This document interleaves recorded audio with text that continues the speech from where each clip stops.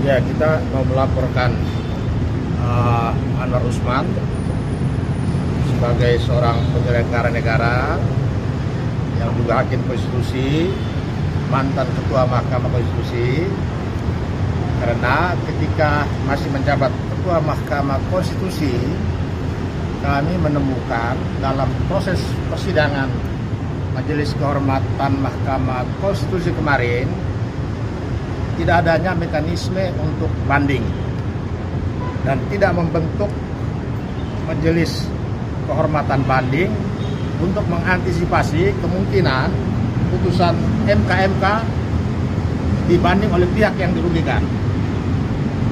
Perangkat Nusantara dan TPDI merasa dirugikan akibat putusan kemarin karena tuntutan TPDI dan Perangkat Nusantara adalah memberhentikan tidak dengan hormat Anwar Usman dari kedudukannya sebagai hakim konstitusi dan ketua Mahkamah Konstitusi karena pelanggarannya kategori berat dan itu dinyatakan terbukti oleh Majelis Kehormatan Mahkamah Konstitusi. Dinyatakan terbukti melakukan pelanggaran berat, tapi kok sanksinya tidak diberhentikan tidak dengan hormat. Padahal menurut peraturan Majelis Kehormatan Mahkamah Konstitusi yang disusun sendiri oleh Pak Anwar Usman, ada 3 kategori sanksi: teguran lisan, peringatan tertulis, dan pemberhentian tidak dengan hormat kalau kategorinya pelanggaran berat. Jadi ketika kami tidak menemukan pembentukan Majelis Kehormatan banding, kemudian tidak dibuat peraturan Mahkamah Konstitusi tentang Majelis Kehormatan banding, kami anggap ini kelalaian Anwar Usman dalam rangka untuk menutupi, mengurangi, memperkecil, menghambat hak masyarakat termasuk kami ini yang melapor untuk melakukan upaya, termasuk dia sendiri jadi senjata makan tuan. Dia merasa sekarang dia ngomong di berbagai media, dia merasa dirugikan, dia difitnah.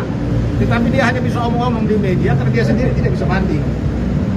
Nah, itulah kami lapor ke Ombudsman karena ini adalah bagian dari maladministrasi, perbuatan melawan hukum yang dilakukan oleh penyelenggara negara selaku dalam rangka pelayanan publik. Kami tidak bisa dilayani untuk menempuh upaya karena tidak ada dibuat aturannya, tidak dibentuk Majelis Kehormatan banding, padahal waktu untuk itu masih banyak. Dia pada Februari 2023 bisa menyusun peraturan MK nomor 1 tahun 2023 tentang Majelis Kehormatan Mahkamah Konstitusi. Mengapa dia tidak sekaligus menyusun peraturan tentang banding? Dan mengapa pada waktu pembentukan Pak Jimli dan kawan-kawan sebagai hakim Majelis Kehormatan Mahkamah Konstitusi tidak sekaligus membentuk majelis untuk banding supaya antisipasi? Nah, ini yang kami lapor ke Ombudsman RI.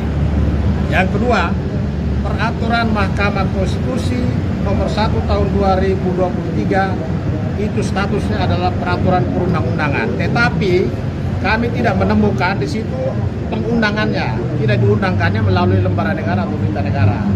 Kalau dia tidak diundangkan, berarti peraturan itu hanya mengikat ke dalam, tidak bisa mengikat keluar termasuk masyarakat. Jadi kalau itu benar, terbukti, itu proses kemarin itu percuma. Karena landasan hukumnya tidak ada kalau peraturan itu tidak diundangkan. Nah, itu yang kita mau laporkan ke